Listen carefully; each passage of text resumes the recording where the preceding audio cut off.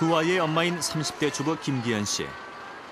한철 더위가 물러가고 서늘한 바람이 불기 시작하는 가을이면 그녀의 고통도 시작된다.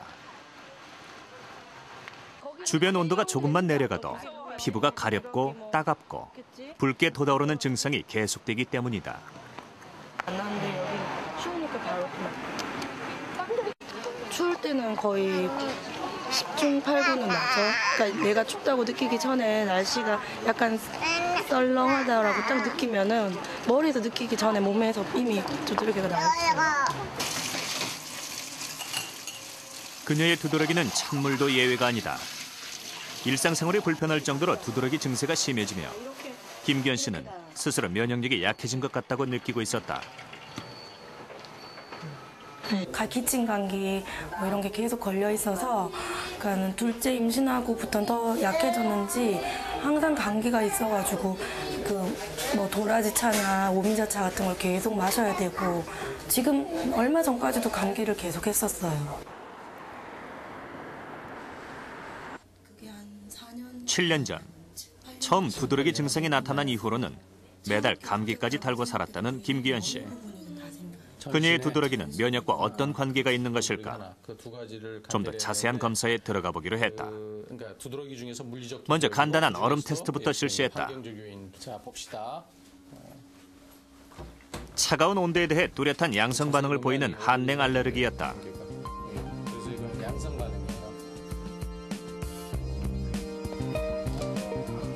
그렇다면 또 다른 알레르기를 가지고 있지는 않을까? 80여 가지 물질에 대해 추가로 알레르기 반응 검사를 실시한 결과 김기현 씨는 진먼지 진드기에 대해서도 강한 양성 반응을 보였다. 알레르기가 발생하는 원인 역시 몸 안의 면역 세포의 균형이 깨져서다. 우리 몸 안에는 면역 반응을 조절하는 두 가지 T세포, TH1과 TH2 세포가 늘 서로를 감시하며 균형을 이루고 있다. 하지만 대식세포로부터 외부 항원에 대한 정보를 전달받는 과정에서 먼지나 꽃가루와 같은 무해한 물질을 심각한 적이라고 착각한 TH2 세포가 급격히 증가하며 B세포를 자극해 다량의 알레르기 항체를 만들게 된다. 이 항체는 항원을 기억해 두었다가 이들이 다시 들어오면 화학 전달 물질을 내뿜어 피부나 점막에 염증을 일으키게 되는데 이것이 바로 알레르기다. 미국 오하이오 주립대의 연구에 의하면 두드러기나 천식과 같은 알레르기 질환을 갖고 있는 경우 백혈병과 같은 특정 질환의 발병 가능성이 일반인에 비해 높은 것으로 나타났다. 결국 알러지에 장기적으로 노출되게 되면 그 TH1 쪽이 감소되고 TH2 쪽에 해당하는 면역 기능이 증가됨에 따라서 그 암세포가 자라날 수 있는 가능성이 많고요. 또한 면역이 감소돼서 장기적으로는 이런 면역 감소 쪽으로 갈 수 있다고 보고되어 있습니다.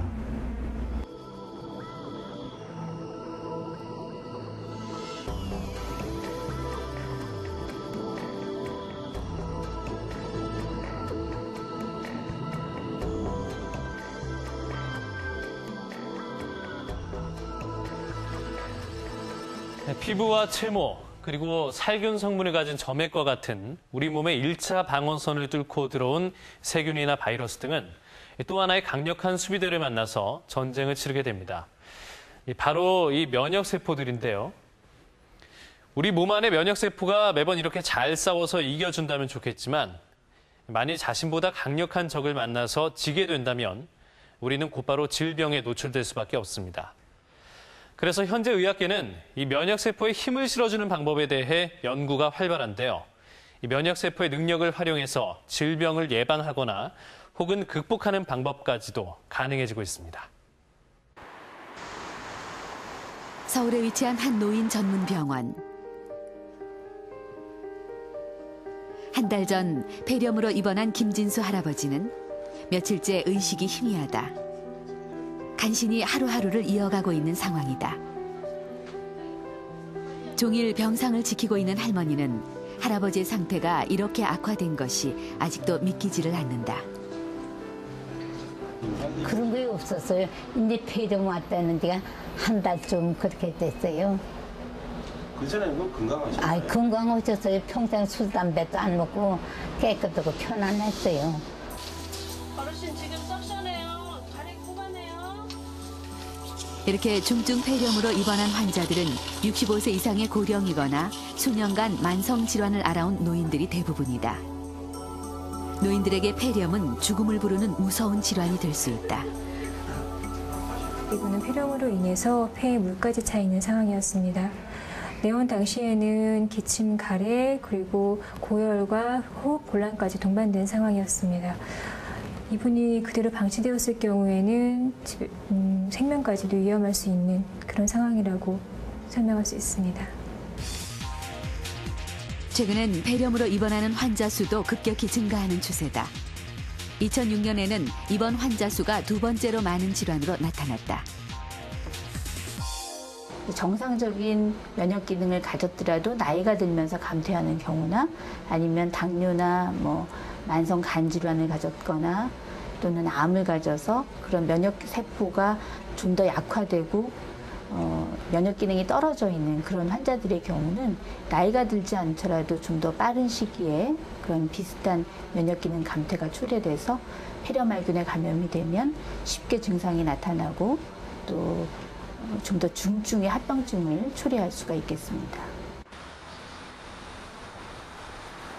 그렇다면 노년기에 폐렴으로부터 안전할 수 있는 방법은 없는 것일까? 전문가들은 예방 백신의 중요성을 꼽는다. 백신은 갓 태어난 아이들에게나 필요하다고 알고 있지만 면역력이 약해진 노인에게도 반드시 필요하기 때문이다. 건강이 참 좋았어요. 근데 천식 원들부터 감기가 받고 살아요. 아주 힘들어요.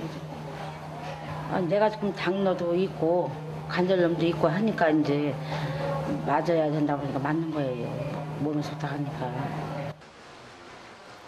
세계보건기구에서는 면역력이 약한 성인들에게 폐렴 백신 접종을 강력히 권하고 있다. 65세 이상의 노인을 비롯해 암, 당뇨, 그리고 만성질환을 앓고 있는 성인이 그 대상이다. 백신으로 질병을 예방하는 것도 면역 능력의 일부다. 외부 물질을 가장 먼저 공격하는 대식세포는 적에 대한 정보를 인식해 T세포와 B세포에게 알려주게 된다.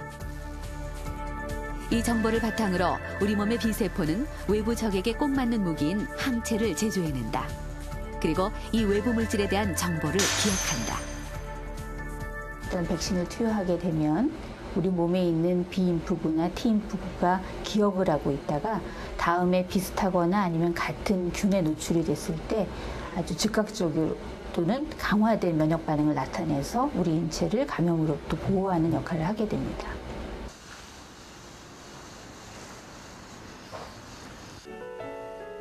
서른 살의 한경수 씨는 작년 12월 소화불량으로 병원을 찾았다가 위암 진단을 받았다. 암 진단과 함께 그의 인생도 송두리째 바뀌었다. 축구장을 누비던 모습도 건강한 혈색의 얼굴도 이제는 찾아보기 힘들다. 한경수 씨는 발병 당시 이미 위에서 자라난 암덩이들이 다른 장기를 침범한 위암 말기였다.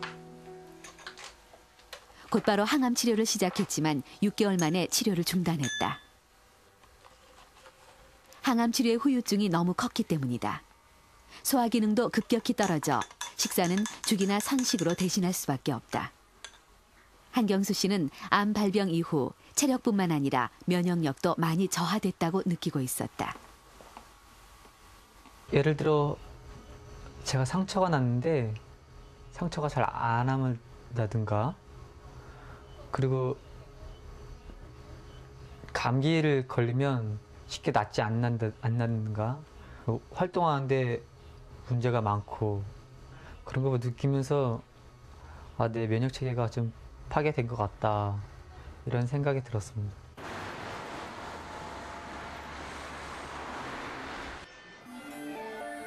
한경수 씨의 면역 기능의 실제 상태는 어떨까? 직접 혈액을 채취해 살펴보기로 했다.